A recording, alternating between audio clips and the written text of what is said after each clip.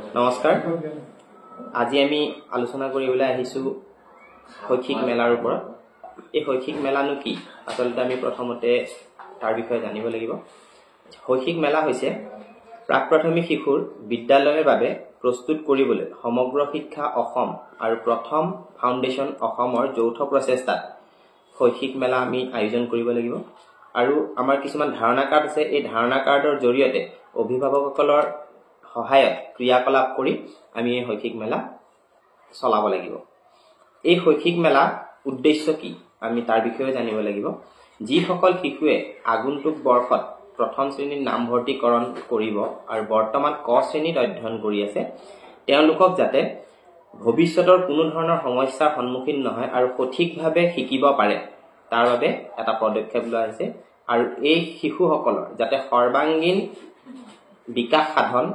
যাতে তেওঁলোকে ভৱিষ্যতে কোনো ধৰণৰ সমস্যাৰ সন্মুখীন নহয় আৰু সঠিকভাৱে শিকিব পাৰে শিশুৰ সৰ্বাংগীন বিকাশৰ উদ্দেশ্য হৈছে এই মেলাখনৰ মুখ্য উদ্দেশ্য এই শৈক্ষিক মেলা আমি পাতিবলৈ যাওঁতে প্ৰথমতে আমি কিছুমান কথাৰ ওপৰত আমি গুৰুত্ব প্ৰদান কৰিব লাগিব আৰু এই প্ৰথম কথাকেইটা হৈছে যে আমাৰ যি শিশুৰ সৰ্বাংগীন বিকাশৰ বাবে আমাৰ ৬টা যি ডমেইন আমাক বিভাগে দি থৈছে সেই ডমেইন ৬টাৰ ওপৰত নিৰ্ভৰ কৰিয়ে আমি এই মেলাখন পাতিব লাগিব তো এই মেলাখন পতাৰ ঠিক আগ মুহূৰ্ততে আমি বিদ্যালয়ত প্ৰথমতে এখন মিটিঙৰ আয়োজন কৰিব লাগিব য'ত শিশুসকলৰ এই মেলাৰ বাবে প্ৰয়োজনীয় যি চাইল্ড ইনফৰমেশ্যন কাৰ্ড আপোনালোকে পাবই চাইল্ড ইনফৰমেশ্যন কাৰ্ডখন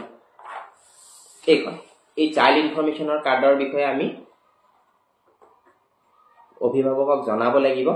লগতে আমাৰ যিখন আইডিয়া কাৰ্ড আছে সেই আইডিয়া কাৰ্ডৰ বিষয়ে আমি জনাব লাগিব এইখন আমাৰ আইডিয়া কাৰ্ড আৰু মেলাখন আমি কেতিয়া পাতিম তাৰ বাবে এটা তাৰিখ নিৰ্ধাৰণ কৰিব লাগিব আৰু সেই মেলাখনৰ বাবে প্ৰয়োজনীয় হোৱা আমাৰ ৭জন যি ভলেণ্টিয়াৰ সেই ভলেণ্টিয়াৰো আমি বাছনি কৰিব লাগিব এই সকলোখিনি হোৱাৰ পাছত আমি দ্বিতীয় কাম হিচাপে কোনোবা এটা দিনত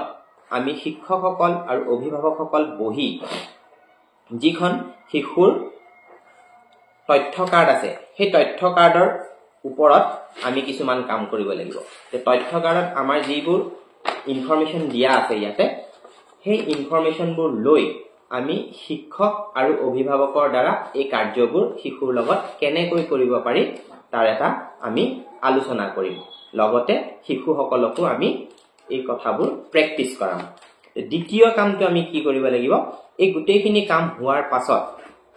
আমাৰ বিভাগে দিয়া ৮৫০ টকাৰ যি আমাৰ ধন সেই ধনৰ জৰিয়তে আমাক কিছুমান সাজেষ্টিভ মেটেৰিয়েলছ কিনিবলৈ দিছিলে এই সাজেষ্টিভ মেটেৰিয়েল ৮৫০ টকাৰে আমি কিনি ল'ব লাগিব এইখিনি কাম হোৱাৰ পাছত আমি মেলাৰ বাবে প্ৰস্তুত হ'ম আমি ৭টা কাউণ্টাৰ বনাব লাগিব এনেকুৱা আপোনালোকে যিখন টেবুল দেখিছে এনেকুৱাকে আমাৰ ৭খন টেবুল আমাৰ মেলাৰ দিনাখন আমি দিব লাগিব তাতে আমাৰ কাউণ্টাৰ লিখা থাকিব প্ৰথম কাউণ্টাৰ দ্বিতীয় কাউণ্টাৰ তৃতীয় কাউণ্টাৰ চতুৰ্থ পঞ্চম ষষ্ঠ আৰু সপ্তম কাউণ্টাৰ এই ৭টা কাউণ্টাৰত আপোনালোকক এই শিক্ষকৰ নিৰ্দেশনা দিয়াই আছে কি কি কথা বা কি কি কাম আমি কৰিব লাগিব তে মই কৈছো ইতিমধ্যে যে ৬টা ডমেইনৰ ওপৰতে আমি কাম কৰিম আৰু শিক্ষকৰ নিৰ্দেশনাত আপোনালোকে যদি দেখা পায় এই গোটেই ৬টা ডমেইনৰ বিষয়ে ইয়াতে কোৱা হৈছে আৰু এই ৬টা ডমেইনক লৈ আমাৰ গোটেই বস্তুটো ডেভেলপ কৰা হৈছে এতিয়া আমি মেলাখন পাতিলো এতিয়া আমি এই ৭টা কাউণ্টাৰত আমি মেলাখন পাতিলো মেলাখন পতাৰ পাছত আমি অভিভাৱক শিক্ষক সকলোখিনি মিলিত হৈ আমি পুনৰ এটা আলোচনাত বহিম আলোচনাত কি কৰা হ'ব যে আমাৰ আইডিয়া কাৰ্ডত যিখিনি কথা দিয়া আছে সেই গোটেই কথাখিনি পুনৰ আমি অভিভাৱকৰ লগত বিশদভাৱে আলোচনা কৰিম আৰু ঘৰত তেওঁলোকক এই গোটেই কথাবোৰ বা এই গোটেই কামবোৰ কেনেকৈ কৰাব তাৰ বাবে তেওঁলোকক দিহা পৰামৰ্শ দিয়া হ'ব আৰু দ্বিতীয়খন মেলাৰ বাবে আমি প্ৰস্তুতি চলাই থাকিম যেতিয়ালৈকে দ্বিতীয়খন মেলা নহয় আমি ঘৰতে অভিভাৱকসকলক কম যে এই গোটেই কাম যিবোৰ আছে আইডিয়া কাৰ্ডত এই আইডিয়া কাৰ্ডৰ কামবোৰ তেওঁলোকে যাতে ঘৰত কৰাই থাকে ইয়াৰ মাজতে আমি দ্বিতীয়খন মেলাৰ বাবে এটা তাৰিখ নিৰ্ধাৰণ কৰিব লাগিব আৰু নিৰ্ধাৰিত তাৰিখ মতে আমি ছাত্ৰ ছাত্ৰী অভিভাৱক আৰু শিক্ষকৰ সহযোগত আমি দ্বিতীয়খন মেলা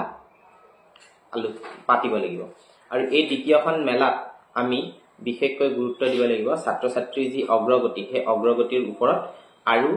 ছাত্ৰ ছাত্ৰীৰ যিখিনি অৰ্হতা থাকি গ'ল সেই অৰ্হতাখিনি আমি কেনেকৈ আগবঢ়াই নিব পাৰো তাৰ বাবে অভিভাৱকৰ লগত আলোচনা কৰি উপযুক্ত দিহা পৰামৰ্শ দিয়া উল্লেখ থাকিব যে এই যিখন আমি মেলা পাতিম দুইখন মেলাতেই যাতে আমাৰ বিশেষভাৱে যিসকল শিশু আছে বিশেষভাৱে সক্ষম শিশু তেওঁলোকক যাতে অধিক গুৰুত্ব দিয়া হয় আৰু তেওঁলোককো যাতে সমানে আগবঢ়াই নিব পৰা যায় আমি আশা কৰিম যাতে এই মেলাখন প্ৰতিখন বিদ্যালয়ে সুচাৰুৰূপে ৰূপায়ণ কৰে আৰু লগতে সমগ্ৰ শিক্ষা অসম আৰু প্ৰথমৰ যি যৌথ প্ৰচেষ্টা এক মহৎ উদ্দেশ্য এই মহৎ উদ্দেশ্য ৰূপায়ণত আমাৰ সকলো বিদ্যালয়ে সহযোগিতা আগবঢ়ায় লগতে আমি বিশ্বনাথ জিলাৰ বিশ্বনাথ শিক্ষা খণ্ডই এই মেলাখন পাতিবলৈ আমি সম্পূৰ্ণ প্ৰস্তুত হৈছো আৰু লগতে আপোনালোকৰ সহায় সহযোগিতা কামনা কৰিলো ধন্যবাদ